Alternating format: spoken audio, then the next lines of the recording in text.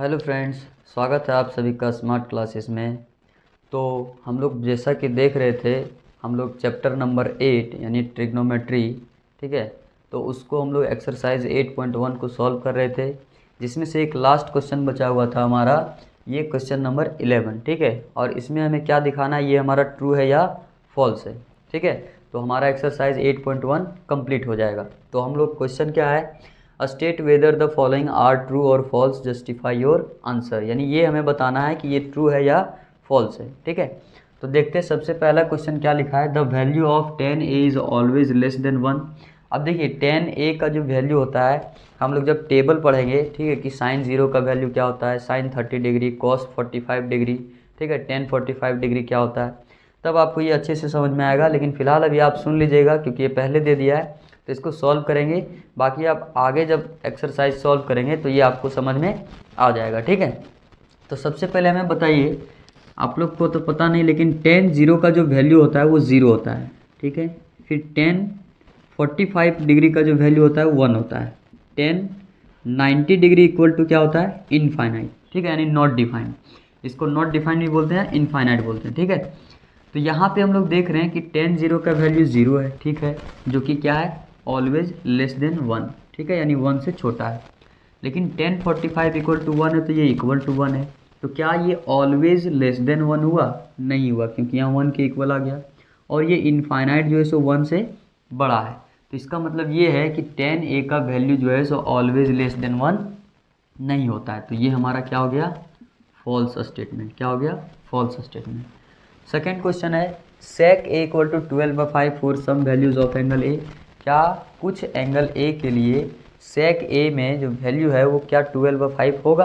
तो ये हमारा क्या होगा, ट्रू होगा। क्या होगा, ट्रू होगा, ठीक है। क्यों? क्योंकि ये जो सेक ए का अगर आप लोग ग्राफ बनाएंगे, ठीक है, तो ये सेक ए का ग्राफ कुछ ऐसे बनता है, ठीक है। ये हमारा 1 होता है, ये होता है -1, ठीक है। तो यहाँ से जो ग्राफ बनता है वो इस तरह से बनता है, ठीक है। ये ग्राफ जो हमारा कुछ इस तरह से बनता है।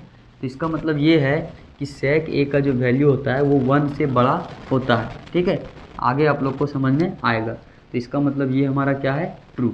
नेक्स्ट क्वेश्चन है, cos A is the abbreviations used for the cosecant of angle ए।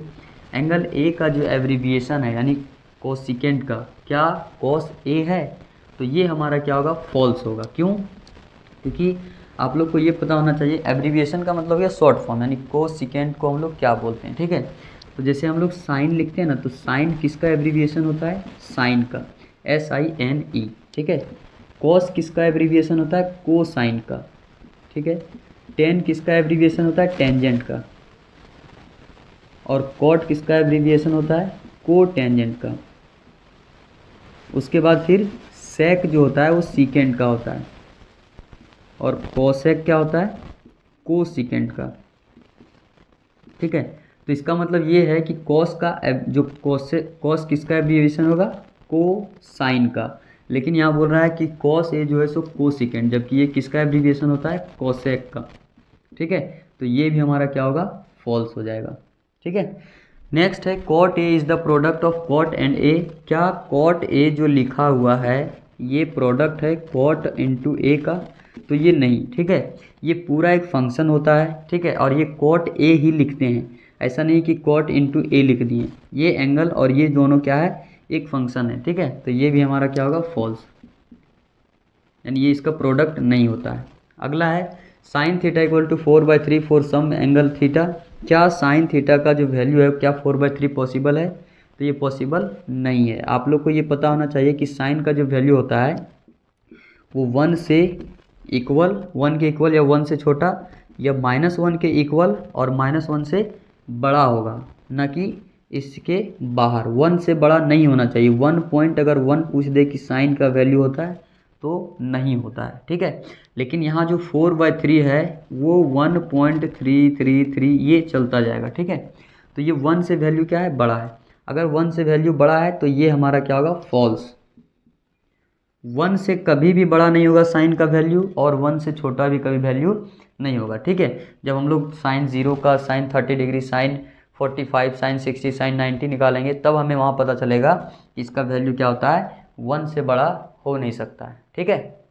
तो तो ये हमारा क्या रहा, आज का जो ट्रू फॉल्स था इसको सॉल्व कर लिए हैं। ठीक है, अब हम लोग देखने वाले हैं एक्सरसाइज 8.2, और उससे पहले हम लोग बात करेंगे जो ट्रिग्नोमेट्रिक रेशियोज़ का जो वैल्यू होता है। ठीक है, कुछ स्टैंडर्ड जैसे 0 degree, 30 degree, 90 degree, 60 degree, 45 degree, तो इन सभी का जो हम लोग साइन से लेकर कॉट तक जो है सबका वैल्यू निकालेंगे। ठीक है, तो इसका वैल्यू निकालने के बाद हम लोग एक्सरसाइज आगे को सॉल्व करने वाले हैं। ठीक है, तो इस वीडियो में यहीं तक रखते हैं।